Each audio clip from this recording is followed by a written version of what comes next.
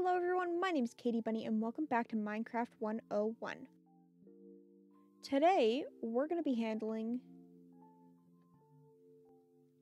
caves.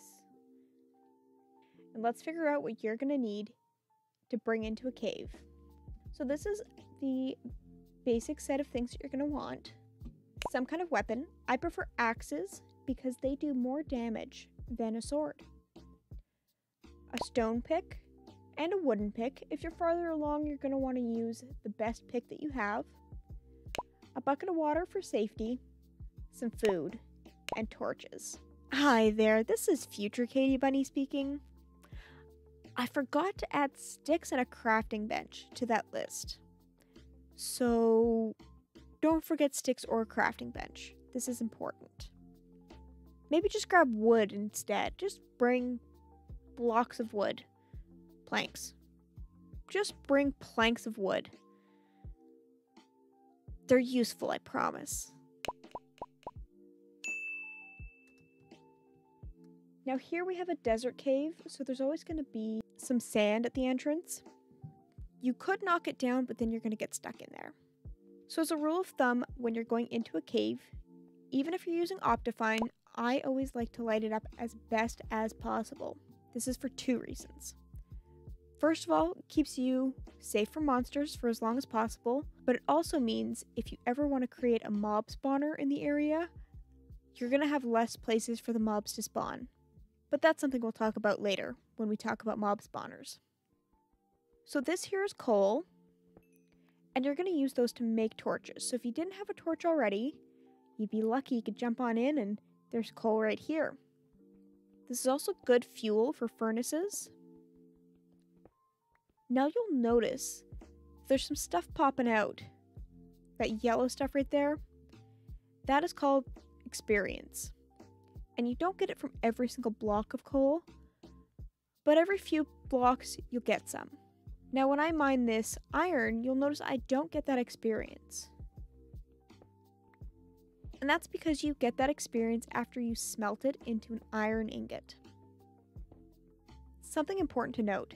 If you have a pick that has fortune on it, you're going to want to use that pick instead, because it will give you a better chance of getting more raw ores than a regular pick. And if you watched the last episode, this is that copper I was talking about that we saw before.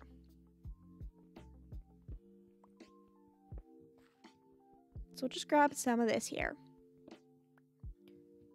What I'm going to show you next is how to get diamonds, which is the best material you can get in the overworld. And we'll go over the differences in the overworld, the nether, and the end in a different video. So what you're going to do is you're going to hit F3 on your keyboard.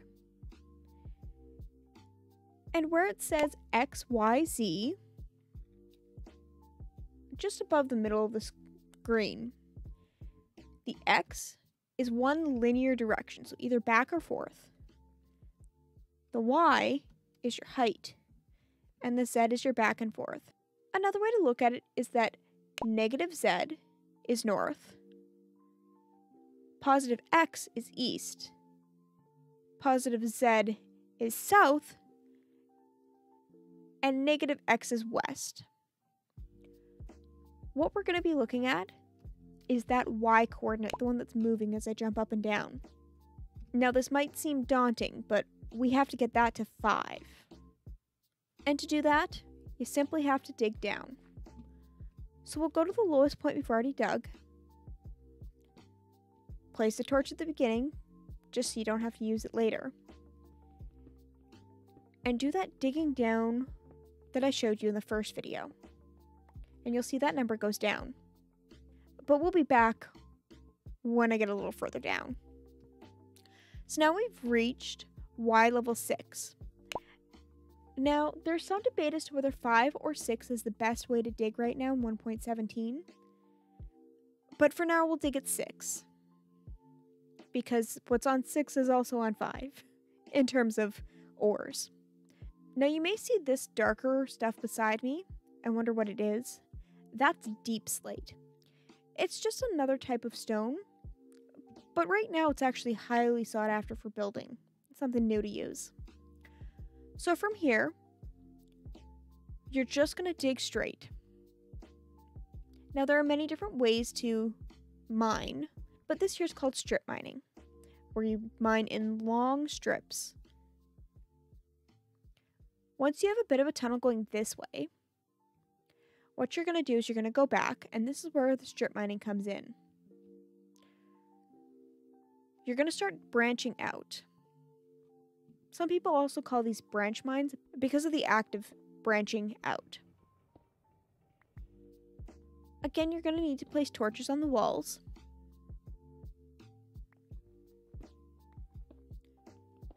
But your goal here is to find diamonds. It's what you're looking for at this level.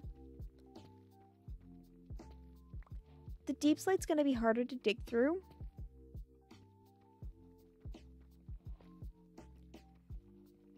Because it is a different type of stone.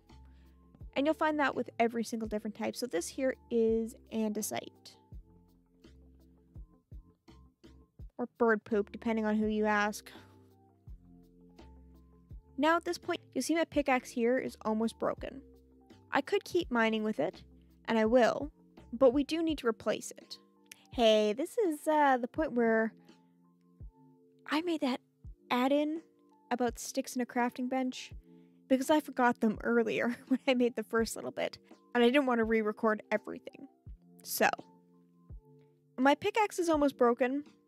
I'm going to go ahead and grab that crafting table, slap it down, and make myself a furnace.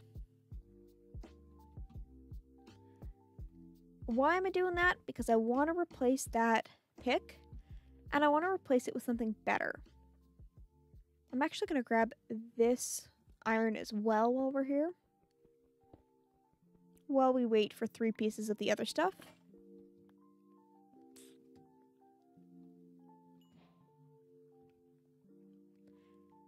You'll notice that little noise here is me gaining experience from those ingots, just like I talked about before.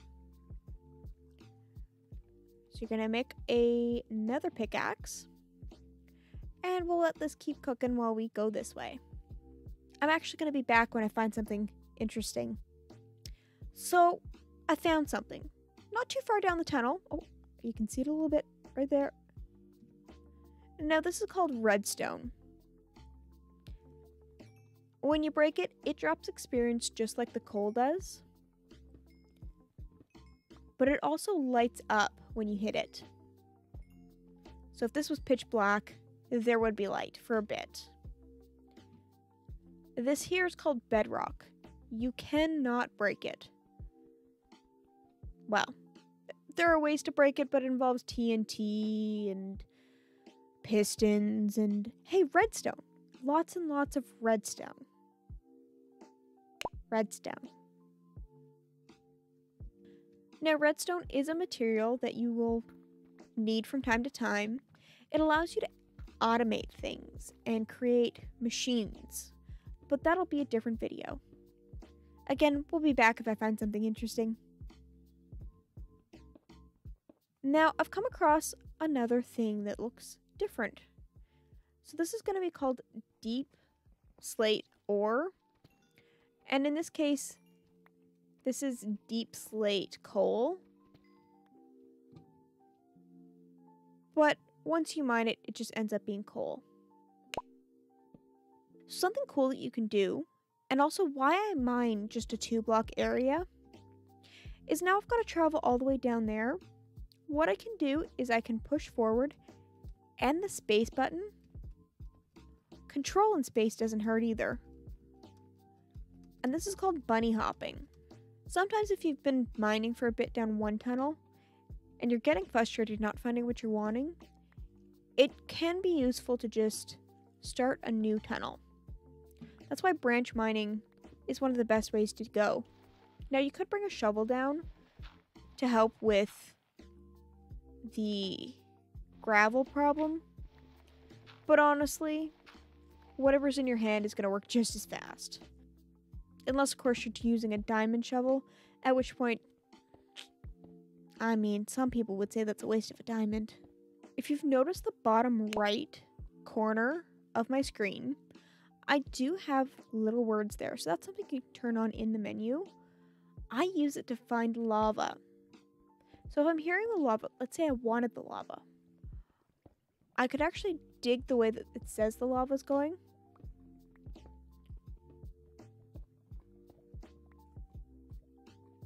And it actually looks like that lava is going to be down the tunnel that way.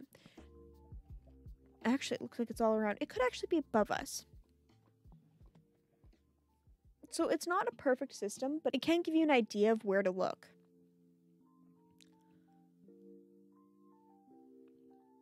It also gives you an idea about mobs. So if you're looking...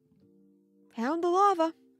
Now this is why I said you should bring a bucket of water.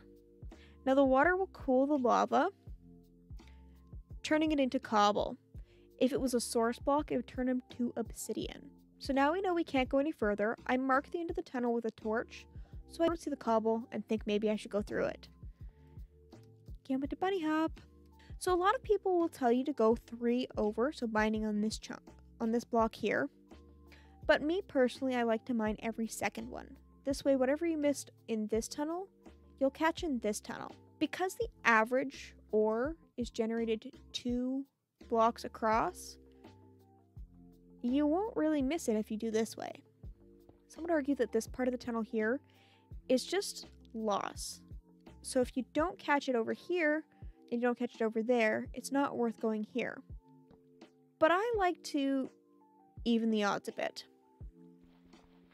Again, I'll be back if I find anything interesting. So, not too far down the tunnel, I found something else. This here is deep slate gold. It's just like the deep slate coal, where it'll drop the gold, just like you would find a regular gold ore above deep slate level. And of course, more of that coal there. Sometimes you'll run into these giant walls of gravel, and the best way to get rid of them is to leave one block intact and dig one under, place a torch, and then break the last block. They'll all hit the torch and break on their own. So this here is lapis. You can break it with an iron pick, and it drops a bunch of them. Now these are going to be important for dyes, as well as enchanting. So I found one of those things that I said would be very interesting. In fact, it's the thing we came down here for. Diamonds.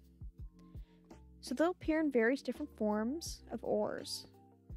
But it looks like we've got 1, 2, 3, and 4 right there. So these you can use just like the iron to build things. I will say it wasn't easy to find, and I'll show you in a second what I mean by that. So, as you can see, I went through a couple of tunnels, but that's just caving. Diamonds aren't the easiest to find, but that's because they're one of the strongest materials in the overworld. You're going to go ahead and create a pick with these. It's going to dig faster and have more durability. Diamond armor is also the strongest armor you can get in the overworld.